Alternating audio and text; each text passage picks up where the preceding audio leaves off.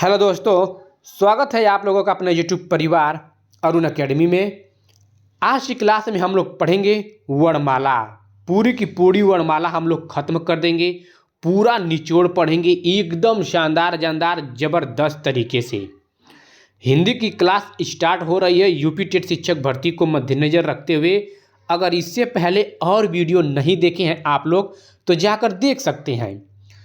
CDP की class, EVS की class और संस्कृत की क्लास स्टार्ट हो गई है। प्लेलिस्ट में जाकर देख सकते हैं। बहुत ही शानदार जानदार तरीके से ये क्लास चलाया जा रहा है यूपी टेट शिक्षक भर्ती को मद्देनज़र रखते हुए। तो चलते हैं आज की क्लास में हम लोग पूरी की पूरी वर्णमाला खत्म कर देते हैं। तो देखिए वर्णमाला यानी कि पहले हम लोग देख लेते हैं ये डायग्राम। अगर ये डायग्राम समझ लेंगे तो आगे पॉइंट टू पॉइंट हम लोग पढ़ेंगे बहुत ही शानदार जानदार तरीके से। तो आप लोग ये डायग्राम माइंड में बैठा लीजिए। तो देखिए वर्ण के भेद जब हैं तो कौन कौन है, एक स्वर है और एक व्यंजन है। स्वरों को भी विभाजित किया गया है और व्यंजन को भी विभाजित किया गया है। तो देख लेते हैं हम लोग डायग्राम के थ्रू और उसके बाद एक एक करके हम लोग देखेंगे। तो देखिए स्वर के भेद भी पूछता है। तो स्वर के भेद कौन कौन है, 3 है। स्वर के भेद जब पूछे तो 3 है, ह्रस्व स्वर, दीर्घ स्वर, प्लुत स्वर। और पूरी ह्रस्व स्वर, दीर्घ स्वर, प्लुत स्वर हम लोग आगे पढ़ेंगे। तो देखिए स्वर के भेद पूछे 3 कौन कौन, ह्रस्व स्वर, दीर्घ स्वर, प्लुत स्वर। और जब व्यंजन के भेद पूछे तो इसके भी 3 भेद होते हैं, स्पर्श व्यंजन, अंतस्थ व्यंजन, ऊष्म व्यंजन। मुख्य रूप से इसके तो व्यंजन के 3 ही भेद होते हैं, लेकिन संयुक्त व्यंजन, द्विगुण व्यंजन, विशिष्ट व्यंजन ये आगे जोड़ा गया है। तो देखिए जब संख्या पूछे स्वर की तो 11, कितना बताएंगे, 11 बताएंगे। बहुत लोग कन्फ्यूजन हो जाते हैं कि सर 13 भी लोग बताते हैं। तो याद रखिएगा 13 कभी भी मत जाइएगा। जब स्वरों की संख्या पूछे 11, कुल स्वरों की संख्या पूछे 11 ही बताइएगा, 13 नहीं बताइएगा क्योंकि वो संस्कृत में है। तो देखिए संख्या जो 11 है स्वरों की कौन कौन है, छोटा अ, बड़ा अ, छोटा ई, बड़ा ई, छोटा ऊ, बड़ा ऊ और ये री होता है यानी कि छोटा री होता है। बड़ा री संस्कृत में होता है, हिंदी में बड़ा री नहीं होता है, याद रखिएगा। छोटा ए, बड़ा ए, ओ और औ। यहाँ पे देखिए यहाँ पे 2 बार ओ लिख दिया गया है, यहाँ पे औ बना लीजिएगा। एक ओ है एक औ है, तो ज़्यादा कन्फ्यूजन मत रहिएगा। तो देखिए भेद जब पूछे तो 3 होते हैं स्वर के, ह्रस्व स्वर, दीर्घ स्वर, प्लुत स्वर। और पूछता है कि स्वरों में मात्राएं कितनी होती हैं। तो स्वरों में मात्राएं डायरेक्ट क्वेश्चन ट्रेंड किया हुआ है। तो याद रखिएगा कि स्वरों की जब मात्राएं पूछे तो 10 मात्राएं होती हैं। जो ये अ वाला होता है इसकी मात्रा नहीं होती है, देखिए यहाँ पे कट किया गया है, और बाकी सबकी मात्राएं होती हैं। तो आप लोग को पता चल गया होगा किसकी मात्राएं नहीं होती हैं। तो अ की मात्रा नहीं होती हैं और सबकी मात्राएं होती हैं। तो स्वरों की मात्राएं कितनी होती हैं, तो 10 होती हैं। अब देख लेते हैं हम लोग व्यंजन देख लेते हैं। जब व्यंजन के भेद पूछे तो 3 बताएंगे, स्पर्श व्यंजन, अंतस्थ व्यंजन, ऊष्म व्यंजन। देखिए पहले मूल संख्या पूछती थी कि व्यंजनों की मूल संख्या कितनी है, तो 33 है। और जब कुल संख्या पूछे, व्यंजन की कुल संख्या पूछे, तो आप पहले तो 39 बताते थे, लेकिन अब एक जोड़ दिया गया है। कौन, ये विशिष्ट व्यंजन जोड़ दिया गया है, जो ये वाला विशिष्ट व्यंजन है। आगे हम लोग विशिष्ट व्यंजन के बारे में भी पढ़ेंगे। तो देखिए ऑप्शन के हिसाब से चलिएगा। अगर पूछ देगा कि व्यंजनों की कुल संख्या कितनी है, अगर 40 रहेगी ऑप्शन में तो 40 ही टिक करिएगा, क्योंकि विशिष्ट व्यंजन को मान्यता दे दी गई है। पहले 39 थी लेकिन अब क्या है, 40 हो गई है। क्वेश्चन ये भी बन सकता है कि कुल व्यंजनों की संख्या पहले कितनी थी, 39। तो आप जब अच्छी तरह से पढ़े रहेंगे, क्वेश्चन चाहे जैसे पूछे आप लोग सही कर लेंगे। तो देखिएगा कि अगर 40 नहीं है ऑप्शन में, अगर 39 है तो 39 के पास जाइएगा। अगर कुल संख्या पूछे जब 40 है तो 40 के पास जाइएगा। अगर पूछ देगा कि व्यंजन की मूल संख्या यानी कि व्यंजन की संख्या कितनी है, तो तब 33 मारेंगे। और कुल व्यंजन की संख्या पूछे तो 39। तो कुल में कौन कौन है देख लेते हैं। स्पर्श व्यंजन है, इसके बारे में भी पढ़ेंगे। अंतस्थ व्यंजन 4 यानी कि स्पर्श व्यंजन 25, अंतस्थ व्यंजन 4, सब एक एक करके डिटेल में बहुत अच्छी तरह से पढ़ेंगे। एक भी क्वेश्चन आप लोग का छूटेगा नहीं यहाँ से। उष्म व्यंजन 4, संयुक्त व्यंजन 4, द्विगुण व्यंजन 2, विशिष्ट व्यंजन 1 जुड़ा हुआ है हाल ही में। तो कितनी हो गया ये? 40 हो गया। तो अब कहेंगे कि सर कुल वर्ण कितने होंगे? तो पहले देखिए वर्णों की संख्या कितनी थी? 52 थी, लेकिन अब कितनी हो गई है? 53 हो गई है। ऑप्शन के हिसाब से चलिएगा, पूछ देगा कि वर्णमाला में वर्णों की संख्या या कुल वर्णों की संख्या कितनी है, तो आप 53 रहेगा तो 53 ही मारिएगा। पहले तो 52 थी, लेकिन अब क्या हो गया है? अब 53 हो गया है। तो अब ये भी तो आप कहेंगे कि सर 40 संख्या ये हो गया कुल, और 11 ये हो गया, तो 40 प्लस 11 तो 51 ही तो हुआ। तो हम कहेंगे जी 51 हुआ, लेकिन जो अयोगवाह 2 होती है, अंग और अह, अनुस्वार और विसर्ग जो होती हैं, ये 2 संख्या जुड़ जाती हैं तो कुल वर्णों की संख्या कितनी हो गई? 53 हो गई। अगर यही 39 संख्या पहले हो रहती थी और 11 संख्या ये, तो जुड़कर कितना होता था? तो 50 होता था, और प्लस 2 अयोगवाह होता था, यानी कि अनुस्वार और विसर्ग। उसको भी पढ़ेंगे आगे। सब एक एक स्लाइड रखे हैं हम। आप लोग टेंशन मत करिएगा, बस ईमानदारी के साथ चैनल के साथ जुड़े रहिए। उसके बाद हर एक प्रश्न को, हर एक ऑप्शन को हम लोग मोए मोए बना देंगे। क्या करेंगे? मोए मोए बना देंगे। तो इतना याद रखिएगा। आई होप, मैं आशा करता हूं कि आप लोग को ये डायग्राम बहुत ही अच्छी तरह से समझ में आ गया होगा। जब व्यंजन की भेद पूछे तो भेद 3 होते हैं, स्पर्श, अंतस्थ, ऊष्म व्यंजन। और जब कुल व्यंजन की संख्या पूछे तो संयुक्त व्यंजन, द्विगुण, विशिष्ट ये जुड़ जाते हैं। पहले विशिष्ट नहीं रहती थी तो 39 संख्या रहती थी। मूल संख्या कितनी है? वही 3 भेद जो होते हैं वही 33 है मूल संख्या व्यंजन की। स्वर की संख्या 11, या कुल संख्या पूछे तब पर भी 11। 13 के पास मत जाइएगा, क्योंकि 13 संस्कृत में होते हैं। तो चलते हैं एक एक करके स्लाइड देखिए। बहुत ही शानदार जानदार तरीके से ये पीपीटी तैयार कर लेकर आए हैं, और चलते हैं हम लोग पढ़ते हैं एक एक करके हर एक स्लाइड को बहुत ही अच्छी तरह से, बहुत ही ज़बरदस्त तरीके से। देखिए, व्याकरण शब्द क्री धातु से बना है। क्वेश्चन ट्रेंड करता है कि व्याकरण संस्कृत के, या व्याकरण किस धातु से बना है? तो संस्कृत के क्री धातु से बना है। हिंदी में इसे विधन, आधन, करण में तोड़ा जाता है, जिसका शाब्दिक अर्थ होता है भली भांति समझना। परिभाषा देख लेते हैं व्याकरण की। व्याकरण वह माध्यम है जो हमें किसी भाषा के शुद्ध उच्चारण, शुद्ध लेखन व शुद्ध प्रयोग का ज्ञान प्रदान करता है। तो परिभाषा देख लिए। देखिए, यहाँ से क्वेश्चन ट्रेंड करता है और लड़के बहुत गलती कर देते हैं, वर्ण, ध्वनि, शब्द में ये सब। तो यहाँ के ये वीडियो देखने के बाद आप लोग को कन्फ्यूजन कहीं कुछ ज़रूरत और नहीं पड़ेगी देखने की। तो देखिए, भाषा की सबसे छोटी इकाई वर्ण होती है। देखिए, भाषा की सबसे छोटी इकाई क्या होती है? वर्ण होती है। अगर हम जैसे मान लीजिए राम लिख रहे हैं, ठीक, तो राम लिखने से पहले हम लोग र यानी कि र लिख रहे हैं, यानी कि वर्ण ही तो लिख रहे हैं, वर्ण से ही तो स्टार्ट कर रहे हैं पहले। तो भाषा की सबसे छोटी इकाई क्या होती है? वर्ण होती है। और अभिव्यक्ति की सबसे छोटी इकाई ध्वनि होती है, यानी कि अभिव्यक्ति, यानी कि व्यक्ति द्वारा। व्यक्ति क्या करता है? पहले अपने आवाज़ से निकालता है ध्वनि, तो ध्वनि पहले ही तो निकलती है। तो सबसे छोटी क्या होती है? पहले ध्वनि, आवाज़, यानी कि व्यक्ति की, यानी कि वही कहा गया है अभिव्यक्ति की सबसे छोटी इकाई ध्वनि होती है। जब अभिव्यक्ति पूछे यानी कि व्यक्ति पूछे तब ध्वनि के पास जाएंगे। और भाषा की मतलब हम लोग भाषा से प्रदर्शित कर रहे हैं, तो सबसे पहले भाषा अगर लिखना स्टार्ट करेंगे तो वर्ण पहले लिखेंगे तभी तो वही है कि भाषा की सबसे छोटी इकाई वर्ण होती है। भाषा की सबसे छोटी मौखिक इकाई, अब देखिए मुख से, यानी कि यहाँ पे थोड़ा सा कॉमन सेंस यूज करिएगा कि कौन सी लड़के इसी में वर्ण और ध्वनि में कन्फ्यूजन होते हैं। जब अभिव्यक्ति पूछे यानी कि व्यक्ति पूछ रहा है तो सबसे छोटी इकाई ध्वनि होगी। भाषा की सबसे छोटी मौखिक इकाई, यानी कि मुख से जैसे ही हम लोग स्टार्ट करेंगे बोलने की तो ध्वनि ही निकलेगी, तो ध्वनि होती है। भाषा की सबसे छोटी लिखित इकाई वर्ड, यानी कि सबसे लिखित, अगर लिखना भी स्टार्ट करेंगे तो वर्ड से ही स्टार्ट होगा, तो वर्ड होता है। भाषा की सबसे बड़ी इकाई वाक्य होती है। अर्थ के आधार पे, अब देखिए शब्द, शब्द कैसे आएगा देखिए, अर्थ के आधार पे भाषा की सबसे छोटी इकाई शब्द होती है। वर्ड की तो कोई अर्थ होती नहीं है।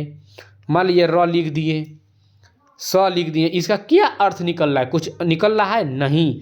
अगर यही हम शब्द लिख रहे हैं, जैसे कि मान लिया राम लिख दिए, तो एक शब्द हो गया, तो राम का एक अर्थ निकल रहा है कि हाँ एक नाम है। दिल्ली लिख दिए, दिल्ली भी क्या है? दिल्ली भी एक शब्द है, इससे भी एक अर्थ निकल रहा है कि हाँ दिल्ली एक शहर का नाम है, भारत की राजधानी है, मतलब अर्थ निकल रहा है। तो अर्थ के आधार पर भाषा की सबसे छोटी इकाई शब्द होती है और भाषा की सबसे बड़ी इकाई वाक्य होती है। आई होप इसमें आप लोग को कन्फ्यूजन अब नहीं रहेगा। तो वर्डों के सार्थक योग से शब्द बनता है। देखिए शब्द कैसे बनता है, र क्या है? वर्ड है, ये भी क्या है? वर्ड है, ये भी क्या है? वर्ड है। अब इन सबको मिला देंगे तो एक शब्द का निर्माण होगा। तो वही कहा गया है, वर्डों के सार्थक योग से शब्द बनता है और शब्दों के सार्थक योग से वाक्य बनता है। मतलब राम जा रहा है, राम जा रहा है मतलब सब शब्द है, तो शब्दों के योग सार्थक, यानी कि शब्दों के सार्थक योग से वाक्य बनता है और वर्डों के सार्थक योग से शब्द बनता है। तो चलते हैं आगे बढ़ते हैं, वर्णमाला। देखिए वर्णों के व्यवस्थित समूह को वर्णमाला कहा जाता है। वर्णों के समुदाय को वर्णमाला कहते हैं। हिंदी में 53 मानक ध्वनियाँ हैं जिन्हें वर्ण कहा जाता है। पहले कितनी थी? 52 थी, लेकिन विशिष्ट व्यंजन को आ जाने से ये क्या हो गया? 53 हो गए। ऑप्शन देखिए, मैं ये नहीं कह रहा हूँ कि आप लोग 53 ही मारिए, लेकिन ऑप्शन देखिएगा, ऑप्शन में 52 और 53 दोनों हैं। तब आप 53 के पास जाइएगा, क्योंकि मान्यता मिल गई है तो हम लोग 53 ही के पास जाएंगे। अगर ऑप्शन में 53 नहीं है, सिर्फ 52 है, तब 52 के पास जाइएगा। इन्हीं 53 वर्णों के व्यवस्थित समूह को क्या कहते हैं? वर्णमाला कहते हैं। हिंदी में कुल वर्णों की संख्या कितनी है? तो 53 है। चलते हैं दोस्तों आगे बढ़ते हैं। आगे स्लाइड में देखिए भेद, वर्ण के 2 भेद होते हैं। तो वर्ण के भेद कितने होते हैं? जस्ट ऊपर हम लोग पीछे क्या पढ़े हैं, स्लाइड जो डायग्राम हम बनाए थे उसी में आप लोग को समझ में आ गया होगा। अब तो उसके डायग्राम के अंदर जितनी है सब वो मसाला मटेरियल हम लोग पढ़ेंगे हर प्रश्नों को मोए बनाने के लिए। तो भेद, वर्ण के 2 भेद होते हैं। कौन कौन होते हैं? स्वर और व्यंजन होते हैं। या ध्वनियाँ भी पूछे, ध्वनियाँ कितने होते हैं हिंदी में? तो 2 स्वर और व्यंजन। स्वरों की संख्या 11 होती है, व्यंजन की संख्या 33 होती है। देखिए आगे हम रखे हैं पूरी एक स्लाइड। जब कुल व्यंजन की संख्या पूछे तब आप लोग 39 या +1 विशिष्ट व्यंजन 40 के पास जाएंगे। तो स्वरों की संख्या कितनी होती है? 11। कौन कौन? ह्रस्व स्वर, दीर्घ स्वर, प्लुप्त स्वर। ह्रस्व स्वर 4 होती हैं, दीर्घ स्वर 7 होती हैं। सब ह्रस्व स्वर, दीर्घ स्वर, एक स्लाइड, एक पॉइंट हम लोग पढ़ेंगे। व्यंजन 33 होती हैं। तो व्यंजन कितने प्रकार? 3 प्रकार के ये भी होते हैं, स्पर्श व्यंजन, अंतस्थ व्यंजन, ऊष्म व्यंजन। और अलग से जो ऊष्म, संयुक्त व्यंजन, द्विगुण व्यंजन, विशिष्ट व्यंजन जोड़ा गया है, सब वो हम लोग पढ़ेंगे। तो देख लेते हैं पहले स्वर। स्वर कितने हैं? 11। स्वतंत्र रूप से बोले जाने वाले वर्णों को स्वर कहा जाता है। स्वतंत्र रूप से यानी कि न स्वरों की सहायता से न व्यंजन की सहायता से, अपने आप यानी कि स्वतंत्र रूप से बोले जाने वाले वर्णों को क्या कहते हैं? स्वर कहते हैं। जिनका उच्चारण स्वतंत्रता से होता है और जो व्यंजन के उच्चारण में सहायक होते हैं उसे स्वर कहते हैं।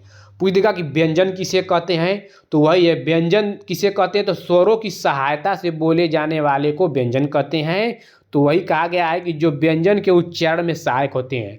तो व्यंजन के उच्चारण में कौन सहायक होते हैं? स्वर होते हैं। जैसे मान लीजिए क यहाँ पे लिखा है, तो जिसके नीचे हलंत लिखा रहेगा आधा क हो जाएगा, और यहाँ पे देखिए अ निकल कर आएगा, यानी कि अ जो है स्वर है। तो स्वर क्या कर रहा है? व्यंजन की सहायता कर रहा है। तो वही कहा गया है कि व्यंजन के उच्चारण में सहायक होते हैं उसे स्वर कहते हैं। स्वरों की संख्या कितनी है तो 11 होती है, 13 कभी भी मत मारिएगा। जो अंग और अह अयोगवाह जो होते हैं तो याद रखिएगा कि वो स्वर नहीं होते हैं, न ही स्वर होते हैं न ही वो विसर्ग होते हैं। बहुत लोग अंग अह को स्वर मानते हैं, तो वो स्वर न स्वर होते हैं न व्यंजन होते हैं, वो अयोगवाह होते हैं, इसलिए उनको नपुंसक वर्ण कहा गया है, न स्वर न व्यंजन होने के कारण। देखिए इनकी संख्या कितनी है, 11 होती है। कौन कौन? अ आ ई उ री ए ऐ ओ औ। जो ये री होती है तो हिंदी में छोटा री होता है, संस्कृत में छोटा री बड़ा री दोनों होता है, याद रखिएगा। हिंदी में बड़ा री नहीं होता है। मात्राएं इसके कितने होते हैं? 10 होते हैं। कौन कौन? सिर्फ ये अ का मात्रा नहीं होती है और बाकी सबकी मात्रा होती है। देखिए मुख्यतः इनके 3 भेद होते हैं। किसके? उच्चारण के आधार पे जब इनके भेद पूछे, यानी कि किसके? स्वर के, तो इसके 3 भेद होते हैं, ह्रस्व स्वर, दीर्घ स्वर, प्लुप्त स्वर। अब चलते हैं हम लोग एक एक करके ह्रस्व स्वर, दीर्घ स्वर, प्लुप्त स्वर के बारे में पढ़ते हैं। देखिए ह्रस्व स्वर, जिन स्वरों के उच्चारण में हमें कम समय लगता है उन्हें ह्रस्व स्वर कहा जाता है। इन्हें लघु स्वर, छोटा स्वर, एक मात्रिक स्वर, मूल स्वर भी कहते हैं। याद रखिएगा, ह्रस्व स्वर को लघु स्वर, छोटा स्वर, एक मात्रिक स्वर और मूल स्वर भी कहा जाता है। और इनकी संख्या कितनी होती है तो ह्रस्व स्वर की संख्या 4 होती है। कौन कौन? अ ई उ री 4 होती है, अ ई उ री होती है, याद रखिएगा। दीर्घ स्वर देख लेते हैं। जिन स्वरों के उच्चारण में ह्रस्व स्वर से ज़्यादा समय लगता है उन्हें हम दीर्घ स्वर कहते हैं। इन्हें गुरु स्वर, बड़ा स्वर, द्विमात्रिक स्वर तथा संधि स्वर भी कहते हैं। किन्हें? दीर्घ स्वर को। और इनकी संख्या कितनी होती है तो इनकी संख्या 7 होती है। कौन कौन होती है? बड़ा अ, बड़ा ई, बड़ा उ, ए ऐ ओ औ। तो याद रखिएगा कि ह्रस्व स्वर की संख्या 4 होती है। कौन कौन होती है? अ ई उ री। दीर्घ स्वरों की संख्या कितनी होती है? 7 होती है। कौन कौन? आ ई उ ए ऐ ओ औ। याद रखिएगा। चलते हैं, देखिए प्लुत स्वर से पहले मूल दीर्घ स्वर देख लेते हैं। यहाँ से भी क्वेश्चन ट्रेंड करता है। अगर पूछ देगा कि मूल दीर्घ स्वर कौन है तो याद रखिएगा कि मूल दीर्घ स्वर ये बड़ा आ होता है और बड़ा ई होती है और बड़ा उ होता है, क्योंकि ये दोनों क्या होते हैं? अपने मूल स्वर से बने होते हैं, यानी कि ह्रस्व स्वर से बने होते हैं। जैसे कि बड़ा आ है तो मूल स्वर अ प्लस अ बराबर बड़ा आ, छोटा ई प्लस छोटा ई बराबर बड़ा ई, छोटा उ प्लस छोटा उ बराबर बड़ा उ। तो मूल दीर्घ स्वर कितने होते हैं? आ ई उ। ये भी ट्रेंड करता है, याद रखिएगा। दे देगा कि निम्न में से कौन सा मूल दीर्घ स्वर नहीं है तो ये आ ई उ दे देगा और कोई एक दे देगा, इसमें से ए ऐ ओ। तो याद रखिएगा कि इन दोनों का मूल दीर्घ स्वर बनते हैं अपने ही मूल स्वर से, यानी कि अ धन अ, ई धन ई, औ धन उ, बड़ा उ। तो मूल दीर्घ स्वर कौन से होते हैं? आ, बड़ा ई, बड़ा उ। ये सब क्या है? ये मूल दीर्घ स्वर हैं। चलते हैं आगे बढ़ते हैं, प्लुत स्वर देख लेते हैं, उसके बाद संयुक्त स्वर भी देखेंगे। देखिए यहाँ पे संयुक्त स्वर है। देखिए दोस्तों, प्लुत स्वर, जिन स्वरों के उच्चारण में तिगुना समय लगता है उन्हें हम प्लुत स्वर कहते हैं। प्लुत स्वर को हम त्रिमात्रिक स्वर भी कहते हैं। इनका प्रयोग मंत्र जाप या फिर दूर से बुलाने या पुकारने में किया जाता है। इसका प्रयोग हिंदी में न होकर संस्कृत भाषा में होता है। जैसे ओम मंत्र जाप करते हो तो आप लोग कैसे करते हो? ओ। जब किसी को दूर से बुलाते हैं तो कहते हैं कि ओ राजू, मतलब देरी तक चिल्लाते हैं। तो वही कहा गया है कि इनका प्रयोग मंत्र जाप फिर दूर से बुलाने या पुकारने में किया जाता है। तो इन्हें क्या कहते हैं? प्लुत स्वर कहते हैं। संयुक्त स्वर, जिन स्वरों की रचना दो अलग अलग स्वरों के मिलने से होती है उन्हें संयुक्त स्वर कहते हैं। इनकी संख्या पूछती है संयुक्त स्वरों की। देखिए एक संयुक्त स्वर है, एक आगे हम लोग संयुक्त व्यंजन भी पढ़ेंगे, इसलिए बता रहे हैं कि आप लोग कन्फ्यूजन मत रहिएगा। बहुत लड़के क्या करते हैं, संयुक्त स्वर संयुक्त व्यंजन में कन्फ्यूजन हो जाते हैं। तो याद यहीं पे कर लीजिए कि जब स्वर में भी संयुक्त स्वर होता है और व्यंजन में भी एक संयुक्त व्यंजन होता है, तो संयुक्त व्यंजन भी पढ़ेंगे, यहाँ भी संयुक्त स्वर हम लोग पढ़ ले रहे हैं। तो संयुक्त स्वर ए, ऐ, ओ, औ, ये क्या है, ये संयुक्त स्वर हैं, यानी कि ए, ऐ, ओ, औ। संयुक्त स्वर दे देता है कि इनकी मतलब कैसे होता है, दे देगा कि अधन ई बराबर होता है, ऑप्शन में ये सब रहेगा। तो अधन ई ये सब देख लीजिए, जिससे मिलकर ये बना है ये याद कर लीजिएगा। अधन ई से ए बना है, अधन ए से ऐ बना है, और अधन उ से ओ बना है, अधन ओ से औ बना है, याद कर लीजिएगा। और कौन कौन है, ए, ऐ, ओ, औ। संयुक्त स्वरों की संख्या कितनी है, 4 है। डायरेक्ट पूछता है कि निम्न में से कौन से संयुक्त स्वर नहीं है, इसमें से 3 दे देगा और एक अन्य स्वर दे देगा, और इनकी संख्या 4 होती है, याद रखिएगा। चलते हैं आगत स्वर भी देख लेते हैं। इस स्वर को विदेशी स्वर या मेहमान स्वर भी कहा जाता है। जैसे आ अर्ध चंद्र बिंदु है, आ पे चंद्र बिंदु है, ये सब क्या, ये आगत स्वर हैं। तो वर्णमाला का एकमात्र वर्ण जो अंग्रेजी भाषा का है, यही याद रखिएगा। ये क्वेश्चन ट्रेंड किया हुआ है कि निम्न में से वर्णमाला का एकमात्र वर्ण वो कौन सा है जो अंग्रेजी भाषा का है, तो यही है आ है, जिस पे अर्ध चंद्र बिंदु है। तो याद कर लीजिएगा, अंग्रेजी का आगे पढ़ेंगे कौन सी वो ख फ क्या है, फारसी तुर्की भाषा शब्द सब हम लोग पढ़ेंगे।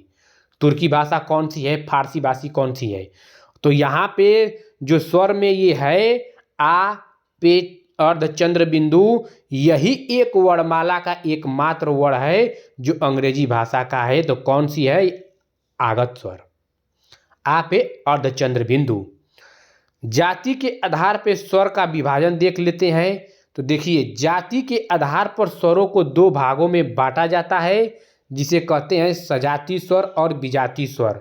समान जाति होने के कारण इन्हें सजाती स्वर कहते हैं, और असमान जाति होने के कारण इन्हें विजाती स्वर कहते हैं। तो सजाती स्वर यानी कि समान जाति से होते हैं, जैसे अ आ, ये क्या है, अपने में समान कैटेगरी के हैं। ई उ ये सब क्या है, समान जाति के होने के कारण इन्हें क्या कहते हैं, सजाती स्वर। और ए, ऐ, ओ, औ, री ये सब क्या है, असमान। अभी जस्ट हम लोग पढ़े हैं ए कैसे बना है, अ प्लस ई से, यानी अ ई क्या है, असमान जाति के हो गए। और ये सब क्या है, आ, ओ, आ, ई, उ, ये समान जाति के हैं। तो चलते हैं आगे बढ़ते हैं उत्पत्ति के आधार पे। देखिए उत्पत्ति के आधार पे स्वरों को 2 भागों में बांटा जाता है। तो उत्पत्ति के आधार पे मूल स्वर और संधि स्वर। तो इनकी उत्पत्ति, मूल स्वर देख लेते हैं। तो इनकी उत्पत्ति अन्य स्वरों से नहीं होती है, इसलिए इनको मूल स्वर कहते हैं। अ, ई, उ, री 4 संख्या। अभी ह्रस्व स्वर में हम लोग पढ़े हैं कि ह्रस्व स्वर को मूल स्वर भी कहते हैं। संधि स्वर दीर्घ स्वर में भी हम लोग पढ़े हैं। तो इनकी उत्पत्ति मूल स्वरों के संयोग से होती है, और इनका प्रयोग हमें संधियों में देखने को मिलता है, इसलिए इन्हें संधि स्वर भी कहते हैं। इनकी संख्या क्या है, वही है जो दीर्घ है। तो आ, ई, उ, ए, ऐ, ओ, औ, इनकी संख्या भी कितनी है, 7 होती है। जीव के आधार पर वर्गीकरण। तो जीव के आधार पर 3 भागों में बांटा गया है, अग्र स्वर को, मध्य स्वर को, पश्च स्वर को। तो अग्र स्वर याद देखिए, यहाँ से ये पॉइंट एकदम भूलिएगा मत। डायरेक्ट पूछता है कौन सा अग्र स्वर है, कौन सा मध्य स्वर है, कौन सा पश्च स्वर है। एक एक पॉइंट, एक एक टॉपिक, मतलब जितनी भी है वर्णमाला पूरी की पूरी निचोड़ हम लोग पढ़ेंगे। आप लोग अगर पढ़ रहे हैं तो आप लोग को आइडिया लगेगा कि क्वेश्चन कैसे बनता है। 8, 9th में, 6th में पढ़ने वाले आप लोग लड़के लड़कियां नहीं हैं। आप लोग को पता होगा, क्योंकि बीएड बीटीसी करके आए हैं, तो आप लोग को पता होगा कि क्वेश्चन कैसे ट्रेंड करता है। जो हम ये क्वेश्चन लेकर आए हैं तो आप लोग को पता होगा कि ये क्वेश्चन कैसा कितना इम्पॉर्टेंट है, कैसा ट्रेंड करता है, सब पता होगा। तो इतना जानिए कि एक भी क्वेश्चन यहाँ से आप लोग का छूटेगा नहीं। आप लोग बस ईमानदारी के साथ चैनल के साथ जुड़े रहिए और पूरी की पूरी निचोड़ हम यूपी टेट शिक्षक भर्ती की क्लास चलाएंगे। और मैं ऐसा हिंदी पढ़ाऊंगा कि ये यूपी टेट में ही नहीं, हर एक एग्ज़ाम में यहाँ से क्वेश्चन ट्रेंड करेगा। यूपी टेट हो, सुपर टेट हो या कोई वनडे एग्ज़ाम भी हो, जितने हिंदी की स्लाइड लेकर आएंगे पूरी की पूरी टॉपिक लेकर आएंगे। और लास्ट में हम ई बुक भी लॉन्च करेंगे, सीडीबी की ई बुक आप लोग को देंगे। वर्णमाला जब पूरी हिंदी पढ़ा देंगे तो हिंदी की भी ई बुक देंगे, हर एक स्लाइड। बस ईमानदारी के साथ जुड़े रहिए और देखिए आप लोग को हम हर एक प्रश्न मोए और एकदम इसी तरह रंग बिरंगी की ई बुक देंगे। ये नहीं कि हाथ से लिखा हुआ देंगे। तो अग्रस्वर देख लीजिए, अग्रस्वर ई जिसमें डंडा खींचा हुआ है। देखिए डंडा किसमें, ई में, ये ई है तो नीचे डंडा खींचा हुआ है, इसमें भी डंडा खींचा हुआ है। ए है, जिसे ए बना है तो इसमें भी डंडा खींचा है। देखिए इसमें भी डंडा खींचा है, नीचे जहाँ डंडा खींचा है वो अग्रस्वर है। री में देखिए ऐसे है, नीचे डंडा खींचा है। तो याद रखिएगा कि अग्रस्वर याद करने की ट्रिक बता रहे हैं कि ये क्या है, ये डंडा खींचा हुआ है अग्रस्वर। मध्य स्वर सिर्फ और सिर्फ अ को बीच में बैठा दीजिए, मध्य अ यानी कि मध्य स्वर। पश्च स्वर जो जितना बच जाएगा वो पश्च स्वर हो जाएगा। तो बचा क्या, आ उ ओ और आगत स्वर। तो अग्रस्वर, मध्य स्वर, पश्च स्वर। तो जीव के आधार पे कितने हैं, 3 स्वर हैं। जीव से अग्रस्वर, मध्य स्वर, पश्च स्वर। तो चलते हैं अब देख लेते हैं ओष्ठ के आधार पे वर्गीकरण। तो ओष्ठ के आधार पे स्वरों को 2 भागों में बांटा गया है, वृत्तमुखी और अवृत्तमुखी। वृत्तमुखी ऐसे स्वरों का उच्चारण में ओष्ठ गोलाकार होते हैं, वृत्तमुखी कहलाते हैं।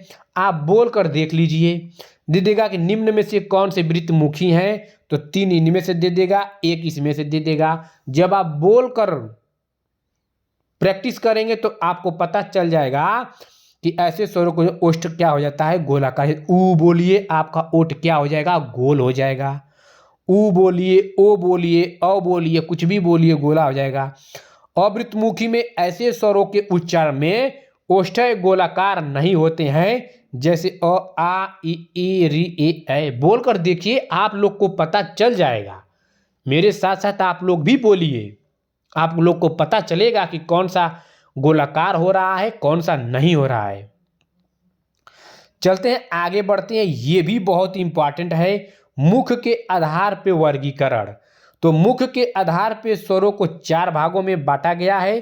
कौन कौन, वृत्तमुखी स्वर, अर्धवृत्तमुखी स्वर, संवृत्त स्वर और अर्धसंवृत्त स्वर। तो वृत्तमुखी स्वर देख लेते हैं, विवृत्त स्वर। तो देखिए इसके उच्चारण मुख द्वार पूरा खुलता है, जैसे आ पूरा खोल दीजिए। विवृत स्वर, इसकी परिभाषा याद रहेगा तो आप ये वर्ड अपने आप बना लेंगे।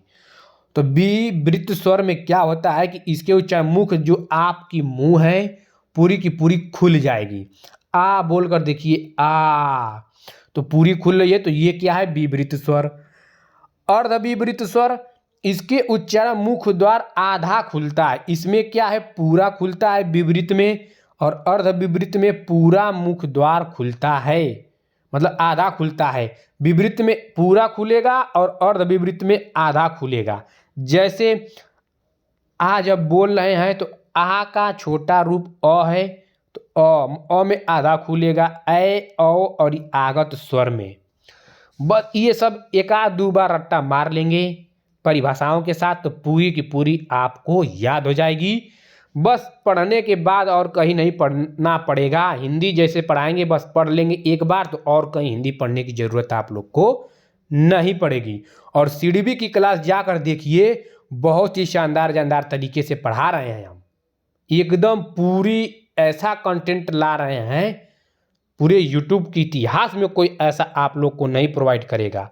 ई बुक भी लॉन्च करेंगे, जैसे पढ़ाएंगे लास्ट में आप लोग को ई बुक भी देंगे। तो देखिए, विवृत स्वर आ, अर्ध विवृत स्वर अ ऐ ओ औ, ओ आगत स्वर औ।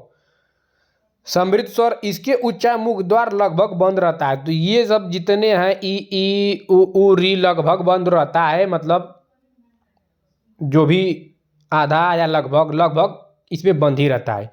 तो बस रट्टा मार लेंगे एक आध बार कि कौन कौन है, तो आप लोग को माइंड में याद हो जाएगा। अर्ध समृद्ध, इसके उच्चारण मुख द्वार आधा बंद रहता है, जैसे एओ। तो देखिए कैसे आप लोग याद करेंगे। पूरा खुलता है आ विवृत स्वर, अर्ध विवृत आधा खुलता है, उससे कम अ ऐ औ आगत स्वर।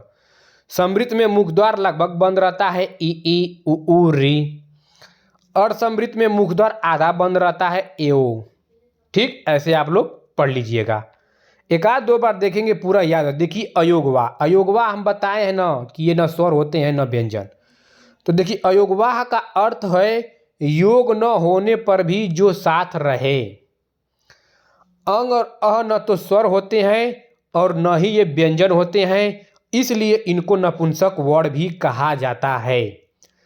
बहुत लड़के कंफ्यूजन होते हैं कि स्वर हैं, स्वर में मार देते हैं। तो याद रखिएगा, ये न तो स्वर होते हैं और न व्यंजन होते हैं, इसलिए इनको क्या कहते हैं, नपुंसक वर्ण भी कहा जाता है। इनको किशोरी दास वाजपेयी ने अयोगवाह वर्ण तथा धीरेन्द्र वर्मा ने नपुंसक वर्ण कहा है। याद रखिएगा, अयोगवाह वर्ण किसने कहा है, किशोरी दास वाजपेयी ने, और नपुंसक वर्ण किसने कहा है कि धीरेन्द्र वर्मा ने। इनकी संख्या 2 होती है। कौन कौन होती है, अंग और अह। अंग को अनुस्वार कहते हैं, अह को विसर्ग कहते हैं। इसका उच्चारण ह की तरह होता है। जो अ है, अह बोलकर देखिए, ह की तरह होता है, अह अह विसर्ग। लास्ट में उच्चारण स्थान भी बताएंगे, बहुत ही वो ट्रिक के साथ। टेंशन मत लीजिए, एकदम बिल्कुल मत। तो चलते हैं अक्षर देख लेते हैं, कुछ यहाँ से भी क्वेश्चन बनते हैं। अक्षर 2 प्रकार के होते हैं, बद्धा अक्षर और मुक्ता अक्षर। जिसकी अंतिम ध्वनि व्यंजन हो उसे बद्धा अक्षर कहते हैं, जैसे अर्थात, श्रीमान, भगवत आदि। देखिए अर्थात में क्या है, अर्थात ये व्यंजन लग गया, हलंत लग गया तो व्यंजन हो गया। तो देखिए जिसके अंत में ध्वनि व्यंजन हो उसे बद्धाक्षर कहते हैं। तो व्यंजन कैसे, जिसके नीचे, जिस वर्ण के नीचे हलंत चिन्ह लगा हो वो व्यंजन है। मुक्ताक्षर, जिसका अंतिम ध्वनि स्वर हो उसे मुक्ताक्षर कर। रखना, दानी, महात्मा, रखना में आ हो गया, दानी में बड़ी ई हो गया, महात्मा में बड़ा आ हो गया, यानी कि स्वर लगा है, तो ये क्या हो गया, मुक्ताक्षर। क्वेश्चन ट्रेंड कैसे करता है, ऐसे करता है कि निम्न में से कौन सा बद्धा अक्षर है, तो इसमें से एक दे देगा और 3 इसमें से एक देगा और 3 इसमें से कोई दे देगा, ऐसे दे देगा। निम्न में से कौन मुक्ताक्षर है, तो 3 हलंत वाला दे देगा, एक बिना हलंत का देगा, तो मुक्ताक्षर बिना हलंत वाला रहेगा, यानी कि जिसके अंतिम में, यानी कि अंत में स्वर हो। तो बद्धाक्षर, मुक्ताक्षर पहचान लेंगे। व्यंजन देखिए, व्यंजन क्या है, चलते हैं अब स्टार्ट करते हैं। व्यंजन स्वर बहुत ही शानदार तरीके से पढ़ लिए हैं, अब व्यंजन स्टार्ट करते हैं बहुत ही जबरदस्त तरीके से।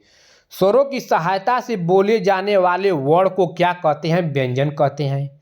स्वर की सहायता से, व्यंजन स्वतंत्र रूप से नहीं बोले जाते हैं, तो किसके रूप से, किसके सहायता से, तो स्वर की सहायता से बोले जाते हैं। जैसे ये क है, तो क में देखिए आधा क हो गया प्लस अ स्वर निकल कर आ रहा है, हलंत जब लग गया तो व्यंजन हो गया। और ये अ क्या है, स्वर है, तो क की क्या कर रहा है, सहायता कर रहा है, तभी तो क बना है। तो वही कहा गया है कि स्वरों की सहायता से बोले जाने वाले वर्ण व्यंजन कहलाते हैं।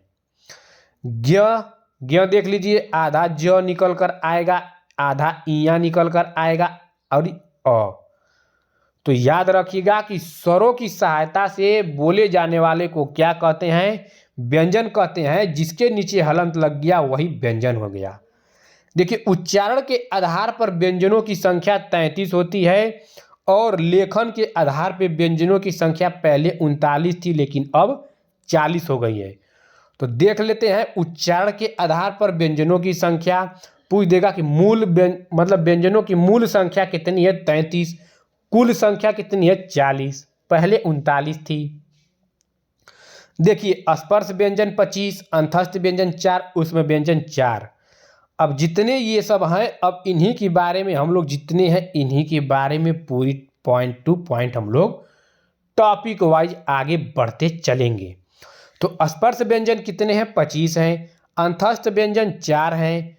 उसमें व्यंजन 4 हैं। द्विगुण व्यंजन 2, संयुक्त व्यंजन 4 और एक जोड़ा गया है विशिष्ट व्यंजन।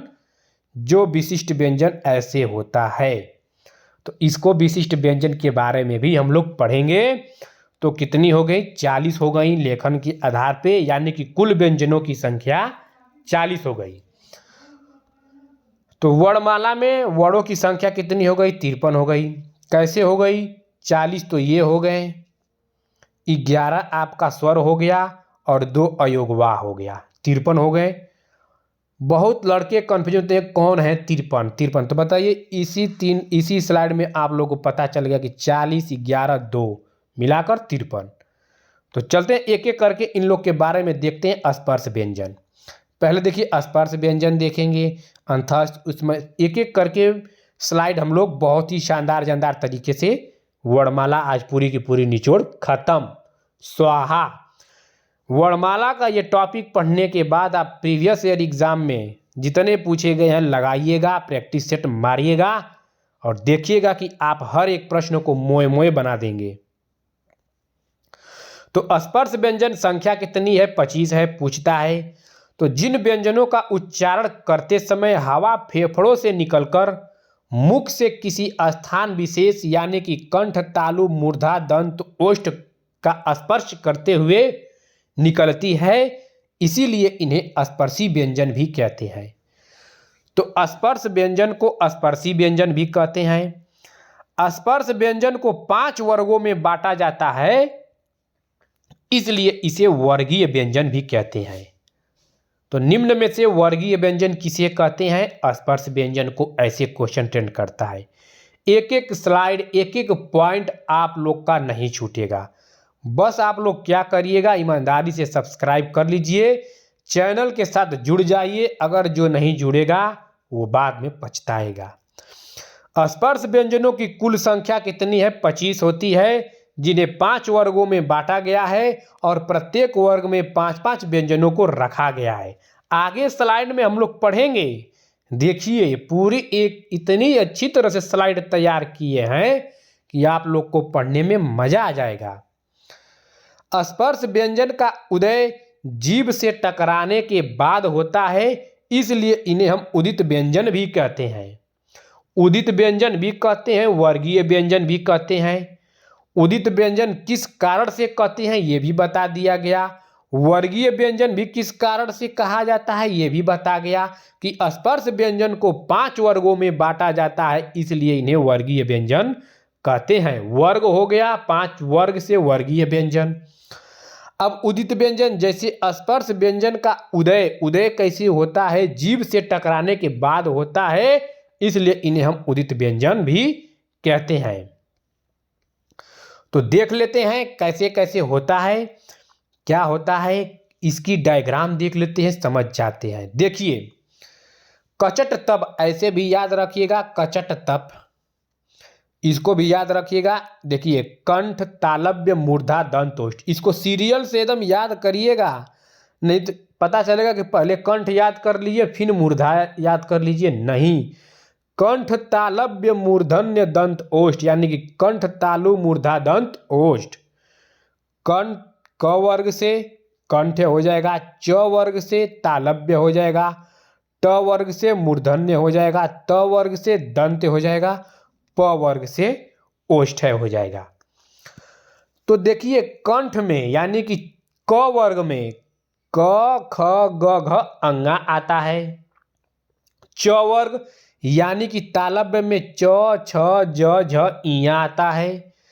ट वर्ग यानी कि मूर्धन्य में ट ठ ड। देखिए उच्चारण स्थान यहाँ पे याद करने की जरूरत नहीं है। जैसे ही वीडियो पूरी लास्ट में हम लेकर जाएंगे, वर्णों का उच्चारण स्थान एकदम ट्रिक के माध्यम से हम बताए हैं। ट्रिक के माध्यम से वर्णों का उच्चारण स्थान यहाँ पे आप लोग को याद करने की जरूरत नहीं है।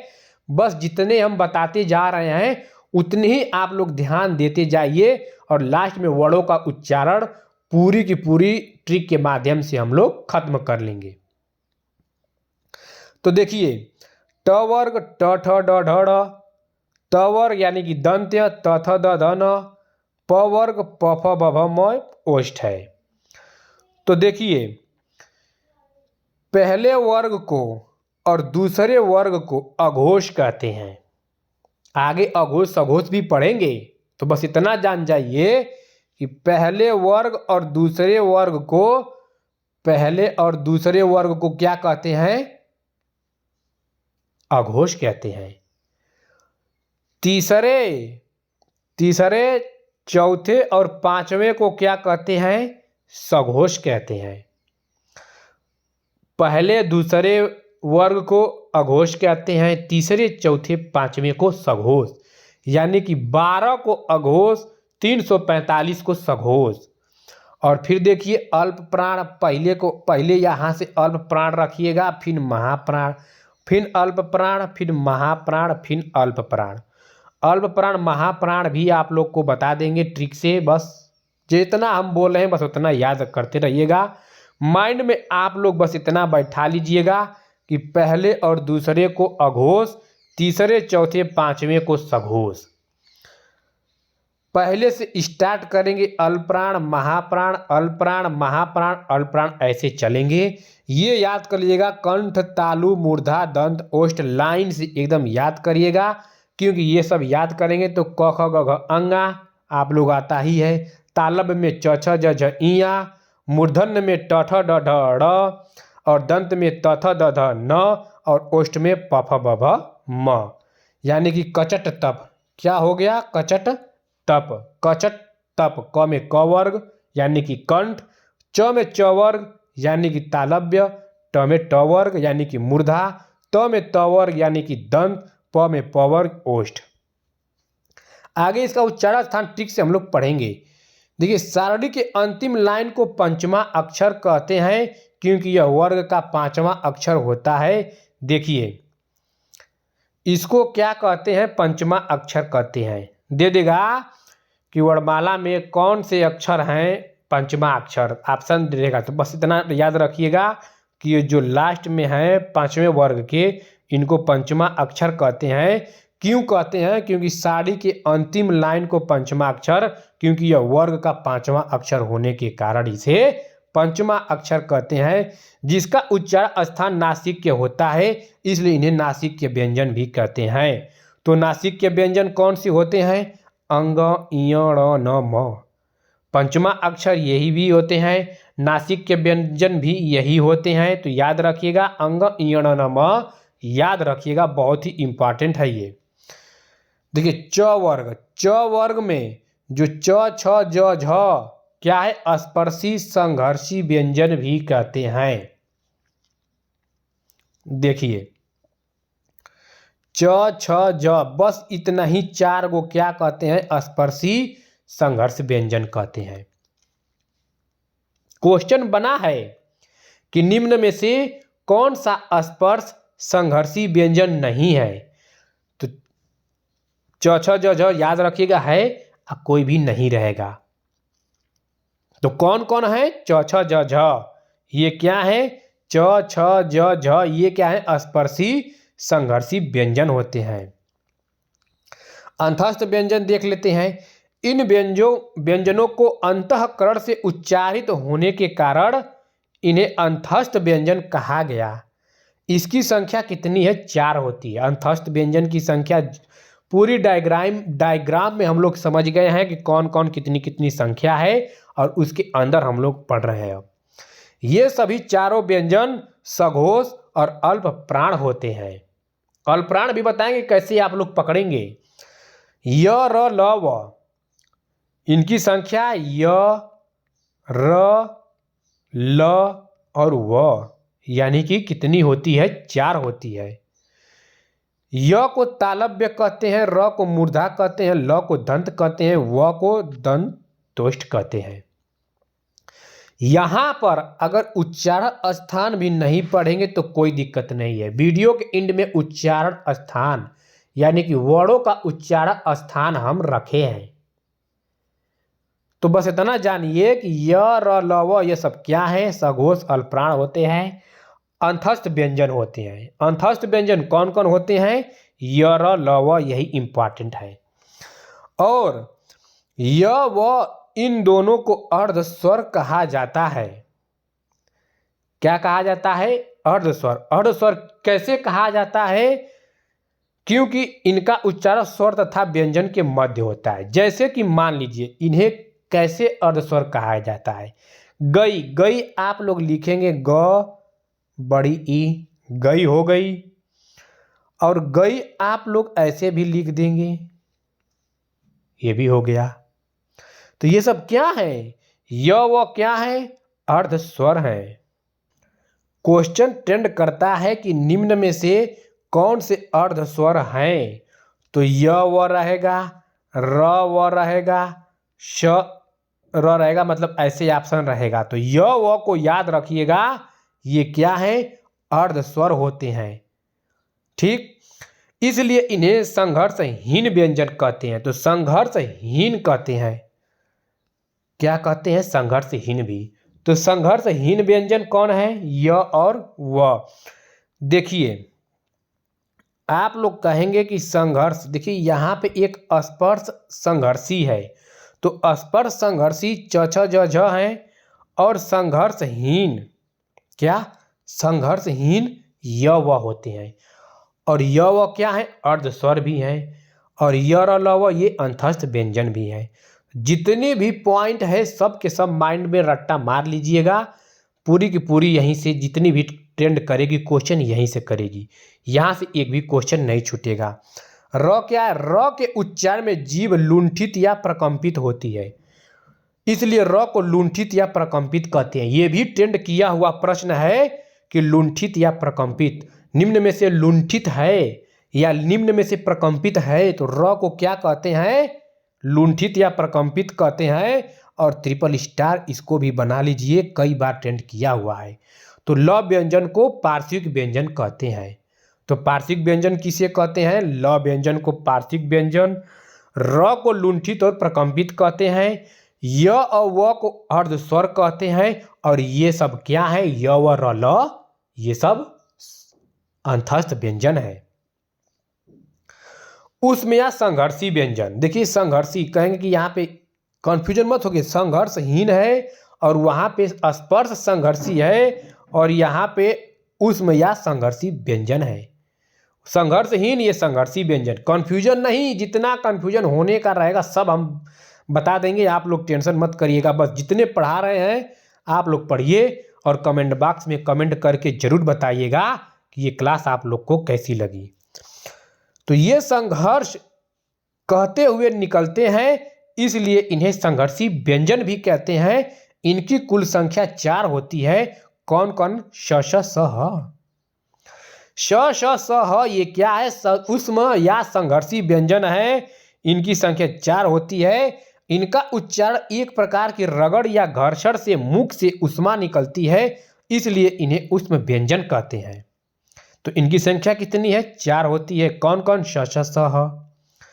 श श स ये जो तीनों स होते हैं इन्हें अघोष महाप्राण कहते हैं। और जो ह है ये सघोष महाप्राण है। महाप्राण तो है लेकिन तीनों स को अघोष कहते हैं और ह को सघोष कहते हैं। सघोष अघोष याद करिएगा, याद रखिएगा। ह को स्वर यंत्र काकल व्यंजन भी कहते हैं। इसको 5 स्टार बना लीजिए। कितने स्टार? इसको 5 स्टार बना लीजिए कि ह को स्वर यंत्र और काकल व्यंजन कहते हैं।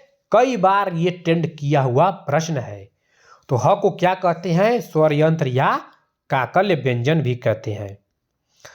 संयुक्त व्यंजन देख लेते हैं। देखिए जब स्वर पढ़ रहे थे तो संयुक्त स्वर हम लोग पढ़े थे और यहाँ पे संयुक्त व्यंजन। तो देखिए संयुक्त व्यंजन 4 होते हैं। कौन? छ, त्र, ज्ञ, श्र। और जिससे ये मिला है, ये जिससे जुड़कर ये बना है, उसको माइंड में याद रखिएगा। दे देगा कि निम्न में से छ का योग है, तो ऑप्शन में रहेगा। तो आप याद रखिएगा कि आधा क धन ये वाला षटकोणवा वाला छ होता है और आधा त्र यानी कि त धन र, आधा त। हलंत जिसके नीचे लगा है वो व्यंजन यानी कि आधा हो जाएगा। ज्ञ आधा ज धन इया और ये वाला सलजमवा श यानी कि आधा श धन र। तो इसका मिलन योग याद रखिएगा, भूलिएगा मत। और संयुक्त व्यंजन कौन है? छ, त्र, ज्ञ, श्र। कौन कौन है? छ। और हम लोग संयुक्त स्वर भी पढ़े थे, तो संयुक्त स्वर ए, ऐ, ओ, औ। इनका भी मिलन बिंदु जो है वर्ड वो भी याद रखिएगा कि ए अधन ई ए, अधन ए ऐ, अधन उ ओ, अधन ओ औ। और इसका भी मिलन योग याद रखिएगा। तो आप लोग को पता चल गया होगा कि संयुक्त स्वर ए ऐ ओ औ होते हैं और संयुक्त व्यंजन छ, त्र, ज्ञ, श्र। क्योंकि यहाँ पे इसलिए बता रहे हैं, वहां पर भी बताए थे स्वर, संयुक्त स्वर में कि एक संयुक्त व्यंजन भी है। क्योंकि बहुत लड़के लड़कियां क्या करते हैं, कन्फ्यूजन हो जाते हैं संयुक्त व्यंजन संयुक्त स्वर में। तो याद रखिएगा कि संयुक्त व्यंजन भी होता है, संयुक्त स्वर भी होता है। द्विगुण व्यंजन देख लेते हैं। इनके उच्चारण करते समय जीभ झटके से ऊपर जाती है, इसलिए इन्हें उच्छिप्त व्यंजन भी कहते हैं। क्या कहते हैं? उच्छिप्त व्यंजन भी कहते हैं। इनकी संख्या 2 होती है, ड़ और ढ़। याद रखिएगा। इन्हें उच्छिप्त या नव विकसित व्यंजन या ऊपर फेंका हुआ भी कहा जाता है। हिंदी में प्रयोग होने वाले ये तुर्की भाषा के 2 शब्द हैं। तो तुर्की भाषा के 2 शब्द कौन से हैं? यही 2 शब्द हैं, याद रखिएगा। ये कौन से हैं? तुर्की भाषा के 2 शब्द हैं। विशिष्ट व्यंजन देख लेते हैं। देखिए ये इसका मिलन क्या है। देखिए ल और ड़ के संयुक्त उच्चारण की तरह होता है, यानी कि ल और ड़ के झटके से ल और ड़ दोनों को मिलाकर आप बोलेंगे, यानी कि ल। विशिष्ट व्यंजन का उच्चारण कैसे? ल ऐसे बोलेंगे। तो विशिष्ट एक ऐसा वर्ड है जिसे पहले मराठी और निमाड़ी जैसी भाषाओं में प्रयोग किया जाता था, लेकिन अब इसे हिंदी में भी शामिल कर लिया गया है। यह ल और ड़ के संयुक्त उच्चारण की तरह होता है। उदाहरण के लिए मराठी में कुलकर्णी को कुड़कड़ी लिखा जाता है, इसका उच्चारण स्थान मूर्धा होता है। याद रखिएगा कि विशिष्ट व्यंजन का उच्चारण स्थान मूर्धा होता है। क्वेश्चन बनेगा तो ऐसी क्वेश्चन ये बनेगा। तो चलते हैं आगे, स्लाइड में बढ़ते हैं। आगत या ग्रहित व्यंजन, इनका निर्माण नुक्ता बिंदी। देखिए एक आगत वर्णमाला में जो अंग्रेजी स्वर में हम लोग पढ़े थे, स्वर में हम लोग आगत, हिंदी इंग्लिश के वर्ड जो है ये आगत वाला आप अर्धचंद्र बिंदु। और व्यंजन में देख लेते हैं कि इनका निर्माण नुक्ता बिंदु लगने से होता है, जैसे क, ख, ग, ज, फ। ये संघर्षी व्यंजन ये फारसी भाषा के 5 शब्द हैं। ये कौन सी हैं? तो फारसी भाषा के 5 शब्द हैं जिन्हें हिंदी में प्रयोग में लाया जाता है। अब यहाँ पे पॉइंट देखिए, यहाँ से क्वेश्चन बनेगा तो कैसे बनेगा। देखिए अंग्रेजी भाषा के वो कौन सा शब्द है? तो ये है आप अर्धचंद्र बिंदु। तुर्की भाषा के शब्द जो उच्छिप्त व्यंजन ड़ ढ़ है। फारसी भाषा के शब्द क, ख, ग, ज, फ। कहाँ से ट्रेंड करेगा क्वेश्चन? यहीं से तो करेगा। तुर्की भाषा के शब्द पूछे तो ड़ ढ़ के पास जाएंगे। फारसी भाषा के शब्द पूछे क, ख, ग, ज, फ के पास जाएंगे। अंग्रेजी भाषा का शब्द पूछे तो आगत स्वर पे जाएंगे, आ वाला। अब बताइए कहाँ से ट्रेंड करेगा? इतना अच्छे से हम आप लोग के लिए लाए हैं। वर्डों के उच्चारण स्थान देख लेते हैं। क्या? वर्णों के उच्चारण स्थान देखते हैं जो यहाँ से हर एक टेंड करता है प्रश्न। तो अकुह विसर्गनिया नाम कंठ, हम देखिए 3-4 बार इसको पढ़ लेंगे, एक बार देख लेंगे, काम तमाम। तो देखिए अकुह विसर्गनिया नाम कंठ, अकुह विसर्गनिया नाम कंठ, मेरे साथ बोलते भी रहिए। अकुह विसर्गनिया नाम कंठ मतलब कि अकुह विसर्गनिया नाम कंठ ये कंठ से बोला जाता है। अ से क्या होगा, देखिए अ से अ और आ दोनों निकल कर आएगा। क्या अ और आ दोनों निकल कर आ रहा है। और कु से यानी कि क वर्ग, तो क वर्ग में जितने भी आएंगे क ख ग घ अंगा, यहाँ पे चेंज कर दे रहे हैं। कौन सा कलर लें, चलिए ये ले रहे हैं कलर ये। तो देखिए अ से छोटा अ बड़ा अ दोनों निकलेगा। कु से क वर्ग यानी कि क ख ग घ अंगा, और ये ह जो है ह भी रहेगा और विसर्ग जो है अ, ये सब किससे बोले जाएंगे, कंठ से। तो याद रखिएगा अकुह विसर्गनिया नाम कंठ में कौन कौन आएगा कंठ से, ये सब आएंगे। इचु यशा नाम तालु, क्या इचु यशा नाम तालु, ई से छोटा ई बड़ा ई, चू से च वर्ग यानी कि च छ ज झ इया, और यहाँ पे देखिए य और श यानी कि यशा नाम में यश आ रहा है, तो य और श ये सब क्या, इचू यशा नाम तालु में ई से छोटा ई बड़ा ई, चू से च वर्ग में जितने रहेंगे च छ ज झ इया, और इसमें य भी आ रहा है श भी आ रहा है। जो नाम लास्ट में नाम नाम लिखा है ये इसको सूत्र है, संस्कृत में इसको सूत्र कहा जाता है। तो इस नाम नाम ये सब मत जुड़िएगा, ठीक। तो अब देखिए अकु विसर्गनिया नाम कंठ, इचु यशा नाम तालु ये हो गया। ऋतु रसा नाम मूर्धा, री से री हो गया, संस्कृत में छोटा री बड़ा री भी हो जाएगा। और टू से ट वर्ग ट ठ ड ढ ड़, और ये वाला र हो गया, और छठकोटवा ये वाला र हो श हो गया। तो ये सब क्या हो गया, ऋतु रसा नाम मूर्धा, ऋतु रसा नाम मूर्धा। यहाँ पे देखिए तुलसा नाम दंत, यानी कि यहाँ पे इसको भी जोड़िए ऋतु, यहाँ पे ऋतु लसा नाम दंत। तो लृ को आप याद कर लीजिएगा, दंत से वो भी बोला जाता है। तो याद रखिएगा तुलसा नाम दंत यानी कि ऋतु लसा नाम दंत यानी तुलसा नाम दंत। लृ को याद कर लीजिएगा, दंत से ये भी बोला जाता है। तो तुलसा नाम दंत, त वर्ग तु से त वर्ग त थ द ध न, और देखिए यहाँ पे ल है और स भी है, ल और स। कैसे क्वेश्चन बनेगा बताइए। अकु विसर्गनिया नाम कंठ में अ आ क वर्ग क ख ग घ अंगा, इसमें ह भी देखिए आ रहा है और विसर्ग भी आ गया। तो ये सब क्या है, ये कंठ से बोले जाते हैं। इचु यशा नाम तालु, तालु से बोले जाते हैं, छोटा ई बड़ा ई और च वर्ग च छ ज झ इया और यश, ये सब क्या है, तालु से बोले जाते हैं। ऋतु रसा नाम मूर्धा, री ट वर्ग ट ठ ड ढ ड़ और र और श, ये सब क्या है, मूर्धा से बोला जाता है। तुलसा नाम दंत, त वर्ग त थ द ध न और ल स। उपु नाम ओष्ठय, उपु नाम ओष्ठय, उ प वर्ग प फ ब भ म, ये सब क्या, ओष्ठ से बोला जाता है। तो देखिए कंठ हो गया, तालु मूर्धा दंत ओष्ठ हो गया। कंठ तालव्य ए कंठ तालव्य, ए कंठ से भी बोला जाता है, तालु से बोला जाता है। जैसे मान लीजिए ए क्या है, अधन ई, अधन ई से जोड़ेंगे तो ए बन रहा है।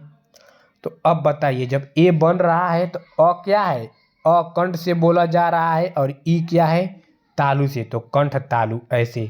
तो याद रखिएगा ए और ए कंठ तालु से बोला जाता है, ओ और ओ कंठोष्ठ से बोला जाता है, व जो है दंतोष्ठ होता है, ह काकल्य जस्ट हम लोग पढ़े हैं कि ह को स्वर यंत्र और काकल्य वर्ण भी कहते हैं। तो आई होप ये उच्चारण स्थान 1 से 2-3 बार पढ़ लेंगे, पूरी जिंदगी में नहीं भूलेंगे। उच्चारण स्थान जहां से भी आएगा वैसे आएगा, आप पूरा का पूरा फतेह कर देंगे। चलते आगे बढ़ते हैं। प्राणवायु या मुख से निकलने वाली वायु की मात्रा के आधार पर देख लेते हैं। तो अल्प प्राण और महाप्राण। तो जिन व्यंजनों के उच्चारण में मुख से कम श्वास निकलती है उन्हें अल्प प्राण कहते हैं। अल्प प्राण व्यंजनों की संख्या 19 होती है, पूछा गया है, याद रखिएगा। और महाप्राण की संख्या 14 होती है। तो स्पर्शी व्यंजन का पहला, तीसरा, पांचवा अल्प प्राण हम लोग पढ़े थे। क्या पढ़े थे? देखिए यहाँ पे करे हैं। पहला, दूसरा, तीसरा ये सब क्या है? पहला, तीसरा, पांचवा। पहला, देखिए पहला, तीसरा, पांचवा। तो हम बताए थे ना कि पहले से अल्पप्राण, फिर महाप्राण, अल्पप्राण, महाप्राण, अल्पप्राण। देखिए अल्पप्राण, महाप्राण, अल्पप्राण, महाप्राण, अल्पप्राण बताए थे। तो पहला, तीसरा, पांचवा तथा अंतस्थ व्यंजन 4। तो अंतस्थ व्यंजन कितनी है? य, र, ल, व जस्ट हम लोग पढ़े हैं। ये क्या है? अंतस्थ व्यंजन। अल्पप्राण, महाप्राण। देखिए अगर ऑप्शन में दे देगा कि निम्न में से कौन से अल्पप्राण है तो आप लोग कैसे याद करेंगे? देखिए जिनका उच्चारण मुख से कम श्वास निकलती है, जैसे कि मान लीजिए क का उच्चारण स्थान करेंगे, जैसे कि प्रोनाउंसिएशन लिखे के, तो जिसका कम यानी कि जो कम वर्ड से बना हो वो अल्पप्राण, जो एक वर्ड एच जुड़ जाता है महाप्राण। जैसे कि क क्या है? अल्पप्राण। ख यानी कि के और एच जुट गया यानी कि ख, तो महाप्राण। ग देखिए, ग निकल कर आ रहा है जी, घ देखिए जी एच, यानी कि ये ज़्यादा एच लग रहा है तो ज़्यादा हवा निकल रही है, इसमें एच नहीं लग रहा है तो कम हवा निकल रही है, यानी कि अल्पप्राण हो गया। जिसके पीछे एच लग जाए वो महाप्राण, जो एच न लगे वो अल्पप्राण, याद रखिएगा। अब आप लोग कहेंगे सर च में देखिए और छ में, तो आप लोग देखिए च और छ देखिए, सी एच मान लीजिए च हो गया और सी डबल एच करके बनता है छ, इसलिए ये महाप्राण हो गया, ये अल्पप्राण हो गया। च छ कैसे बनता है? क्योंकि च तो सी एच बनता ही है, क्योंकि च, लेकिन जब एक एक्स्ट्रा एच लगेगा तब छ महाप्राण होगा, तो इसलिए च को अल्पप्राण, छ को महाप्राण। और बाकी देख लीजिए, म देख लीजिए, म को एम क्या हो गया? अल्पप्राण हो गया। ज देख लीजिए, जे, झ जे एच से झ यानी कि महाप्राण, जिसकी कम श्वास निकलती है अल्पप्राण, जिसकी ज़्यादा निकलेगी महाप्राण। के से के एच, के और ख से के एच, ऐसे आप लोग देख लीजिएगा। जैसे कि मान लीजिए ट हो गया, ट, टी, ठ, ठ मतलब टी एच, उसमें एच लग रहा है तो ये महाप्राण। तो वही कहा गया, आप लोग बोल कर एक बार देखिएगा। और ये तो है ही है 345, पहला, तीसरा, पांचवा ये सब अल्पप्राण है ही है। महाप्राण आप लोग बता ही दिए कि कैसे होता है महाप्राण, तो ऐसे आप लोग बोलकर देख लीजिएगा, याद हो जाएगा। घोष या सघोष, देखिए स प्लस घोष यानी कि स मिस सहित, घोष मिस कंपन। जिनके उच्चारण में स्वर यंत्रियों में कंपन हो उन्हें हम सघोष या घोष कहते हैं। इनकी संख्या 31 होती है। स्पर्शी व्यंजन का तीसरा, चौथा, पांचवा, अंतस्थ व्यंजन 4 सभी स्वर क्या होते हैं? घोष होते हैं। और ह क्या है? घोष होते हैं। तो देखिए तीसरा, चौथा, पांचवा, तो हम क्या बताए थे? शुरू में ही बताए थे कि पहला और दूसरा को अघोष से स्टार्ट करिएगा, तीसरा, चौथा, पांचवा को क्या करेंगे? सघोष से स्टार्ट करिएगा। और अंतस्थ व्यंजन क्या है? ये क्या है? घोष या सघोष है। सभी स्वर घोष है। ह क्या है? घोष है। अघोष, तो पहला दूसरा वर्ग हम बताए थे। और स, छ, स ये सब क्या है? ये अघोष है। और बाकी सब क्या है? सघोष। अघोष याद कर लीजिएगा, पहला दूसरा और श, श, स ये सब क्या? अघोष। और बाकी सब क्या है? सघोष। ऐसे याद रखिएगा, क्योंकि ये कम है तो 13 ठो है, तो पहला दूसरा वर्ग, जैसे कि मान लीजिए पढ़े हैं हम लोग। देखिए पहला कहाँ गया? देखिए पहला दूसरा अघोष और बाकी जो बचा सघोष। तो पहला दूसरा अघोष और श, श, स ये सब क्या है? सघोष, अघोष है। और ह सिर्फ इसमें से सघोष चला जाएगा उसमें। कुछ प्रमुख उच्चारण देख लेते हैं। संयुक्ता अक्षर, संयुक्ताक्षर। जब प्रथम वर्ण स्वर सहित तथा दूसरा वर्ण स्वर, देखिए स्वर रहित मतलब बिना स्वर के, और दूसरा स्वर सहित हो परंतु दोनों वर्ण असमान हो तो उसे संयुक्ता अक्षर कहते हैं। जैसे स्कूल, देखिए इस यानी आधा अ लिखा गया था यानी कि बिना स्वर का है। अब देखिए कुल, आधा क और ये उ क्या है, स्वर है, यानी कि स्वर बिना स्वर सहित और स्वर सहित, बिना स्वर के और स्वर सहित हो परंतु वर्ण असमान हो तो ये संयुक्ता अक्षर। स्कूल में देखिए ऐसा क असमान है, ख्याल में ख य असमान है, स्वर में स व असमान है, तो ये सब क्या है, ये संयुक्ता अक्षर है। द्वितीय ध्वनियाँ, जब प्रथम वर्ण स्वर रहती है ये भी बिना स्वर के और दूसरा स्वर सहित यानी कि ये स्वर सही यानी कि स्वरों के साथ, परंतु दोनों वर्ण यहाँ पे दिया है स्वर सहित हो परंतु दोनों वर्ण यहाँ पे रहेगा समान हो, मिसप्रिंट हो गया है, समान हट गया है, कोई दोनों वर्ण क्या हो, समान हो, उन्हें क्या कहेंगे, द्वितीय ध्वनियाँ कहेंगे। जैसे कि इन्हें युग्मक ध्वनियाँ भी कहते हैं। दिल्ली में देखिए आधा ल क्या है, आधा ल बिना स्वर के है और ल इसमें अ जुड़ा है यानी कि स्वर सहित, और दोनों क्या है, दोनों समान वर्ण है तो ये द्वितीय ध्वनियाँ यानी कि युग्मक ध्वनियाँ। अक्षुण में र में क्या है, देखिए दोनों समान है। प्रसन्नता में न न, आधा न पूरा न, दोनों समान है और एक स्वर रहित है एक स्वर सहित है। तो संयुक्ता अक्षर किसे कहते हैं, द्वितीय ध्वनियाँ भी किसे कहते हैं, आप लोग समझ में आ गया होगा। दे देगा कि निम्नलिखित में से संयुक्ता अक्षर हैं, तो इसमें से कोई एक रहेगा और उसमें से नहीं रहेगा। द्वितीय ध्वनियाँ दे देगा। चलते हैं संपृक्त ध्वनियाँ देख लेते हैं। एक ध्वनि जब दो व्यंजनों से संयुक्त हो तो संपृक्त ध्वनियाँ कहलाती हैं। जैसे संबल, स और ब ध्वनियों के मध्य म ध्वनि संयुक्त हुई है। कंबल, उत्पन्न आदि, संबल कंबल क्या है, संपृक्त ध्वनियाँ है।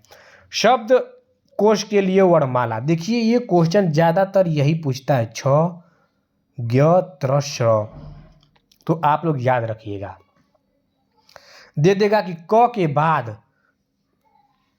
हिंदी वर्णमाला में शब्दकोश यानी कि शब्दकोश में क के बाद कौन सा अक्षर आता है, तो बहुत लोग क्या करते हैं क के बाद ख लगा देते हैं, तो क के बाद आप लोग याद रखिएगा छ आता है, क्योंकि छ का जब हम लोग तोड़ते हैं तो आधा क क्या आता है, देखिए छ को जब हम लोग तोड़ेंगे तो आधा क धन ये श आएगा, ऐसे आप लोग याद रखिएगा।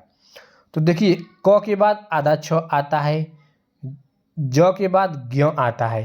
क्वेश्चन देगा कैसे कि झ के पहले, हिंदी के वर्णमाला में झ के पहले शब्दकोश में कौन सा है, तो ज है। दे देगा कि ज के बाद ज्ञ, ज्ञ आएगा। बहुत लोग ज के बाद झ मार देते हैं, ज्ञ नहीं बताएंगे।